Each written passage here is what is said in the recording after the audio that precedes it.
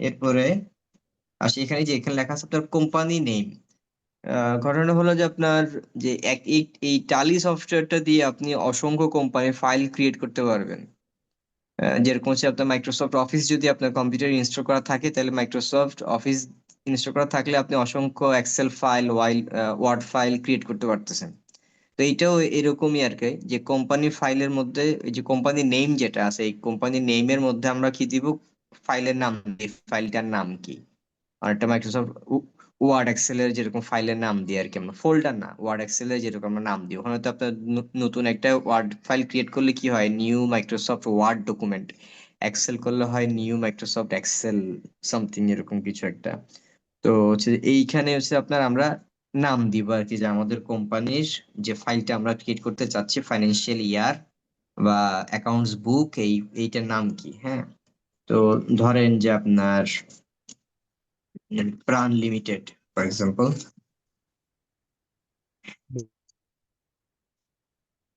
ঠিক আছে, দিলাম।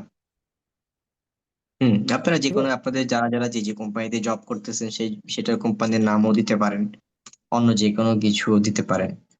অ্যাড্রেস দিচ্ছি 1267 বাই এ, আগ্রা বা কমার্শিয়াল এরিয়া।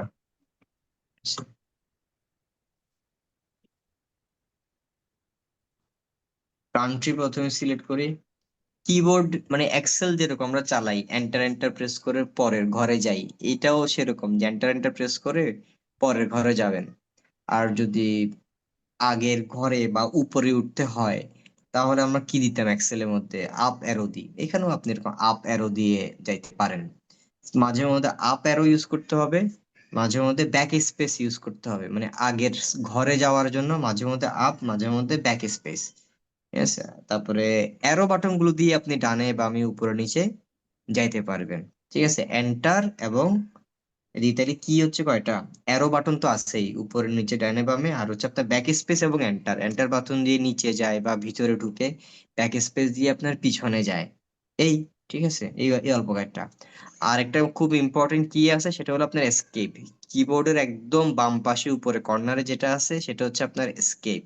এসকেপ পারে যদি আপনি এখন যে উইন্ডোতে আছেন, এই উইন্ডো থেকে যদি বের হয়ে আগের আগের পেজে যাইতে চান, এই পেজ থেকে বের হয়ে আগের পেজে যাইতে চান, তখন হচ্ছে আপনার ব্যাক এসকেপ। তাইলে ব্যাক স্পেস এন্টার দুইটা গেল, এসকেপ একটা গেল, তিনটা। আর বাকিগুলো হচ্ছে আপনার কি, আপনার অ্যারো বাটন যেগুলো আছে, ডাউন অ্যারো, আপ অ্যারো, এগুলো। ওকে, এই কয়েকটাই শুধু আপনার ইউজ হয় আর কি বেশি। তো আমি এখানে বাংলাদেশটা সিলেক্ট করলাম, পোস্টাল কোড দিলাম, ফোন নাম্বার থাক, ইমেল টিমে যার যেটা প্রয়োজন দিয়ে দিবে। আচ্ছা, তারপর এখানের মধ্যে আপনার বাংলাদেশ সিলেক্ট করলে অটোমেটিক হচ্ছে এখানে ফাইন্যান্সিয়াল ইয়ারটাও চেঞ্জ হয়ে যাইতেছে, যে ফাইন্যান্সিয়াল ইয়ার কোন দিন থেকে শুরু। তারপর এইটা হচ্ছে আপনার বুক বিগিনিং ফ্রম, অর্থাৎ কেউ যদি নতুন করে টালি পারচেজ করে, ধরেন সে আপনার টালি পারচেজ করলো আপনার ফেব্রুয়ারি মাসে, এবং তার ইন্টেনশন হচ্ছে এপ্রিলের 1 তারিখ থেকে আপনার হিসাবপত্র সবগুলো শুরু করবে। তাহলে এপ্রিলের 1 তারিখের ওপেনিং ব্যালেন্স গুলা, দ্যাট মিনস 31 মার্চের যে ক্লোজিং ব্যালেন্স গুলা, সেগুলো সে সবগুলো এখানের মধ্যে দিয়ে দিবে। ঠিক আছে, তো তার ক্লোজিংটা যেটা সে আপনার ম্যানুয়ালি হিসাব করবে বা অন্য কোনো সফটওয়্যার যেটাকে ক্লোজ করবে, ক্লোজ করে টালি শুরু করবে, তাহলে হচ্ছে আপনার যেদিন সে আপনার টালিতে নতুন করে শুরু করতেছে ট্রায়াল ব্যালেন্সের মাধ্যমে, সেটা হচ্ছে আপনার বুক বিগিনিং ফ্রম। আর ফাইন্যান্সিয়াল ইয়ার তো কোম্পানির যে ফাইন্যান্সিয়াল ইয়ার থাকে সেইটা আর কি, আপনার কেউ জুলাই টু আপনার জুন রাখবে, কেউ আপনার জানুয়ারি টু ডিসেম্বর রাখবে। ঠিক আছে, তাহলে ফাইন্যান্সিয়াল ইয়ার সবার জন্য একই রকম। আর বুক বিগিনিং হচ্ছে আপনার যেদিন থেকে কোম্পানিটা টালি শুরু করতেছে। এখন একটা কোম্পানি দীর্ঘদিন ধরে যদি টালি ব্যবহার করে বছরের পর বছর, তখন তার এই তাহলে দুইটা ডেটে তার কি থাকবে, একই থাকবে, কারণ যেদিন তার ফাইন্যান্সিয়াল ইয়ার শুরু সেদিনই তার বুক বিগিনিং। ঠিক আছে না? আচ্ছা, তো আমরা এন্টার এন্টার প্রেস করে এটাকে আমরা সেভ করে নিব, এই উইন্ডোটাকে আমরা সেভ করে নিব, এবং সেভ করলে আমাদের জন্য প্রাণ লিমিটেড নামে একটা কোম্পানি ক্রিয়েট হয়ে যাবে। এবং সেটা কোম্পানির ডাটা পাথ হচ্ছে, আমার হচ্ছে ডি ড্রাইভ, আপনাদের সবার হচ্ছে আপনার সি ড্রাইভ। বাই ডিফল্ট প্রথমে সি থাকে, এটাকে পরে দিয়ে চেঞ্জ করে নেওয়া যায়। ওকে, তাহলে এরপরে ওই এন্টার এন্টার প্রেস করে সেভ করার পরে আজকে লেখা আসছে যে কোম্পানি ক্রিয়েটেড সাকসেসফুলি, আপনার আশা করি আপনাদেরও আসছে।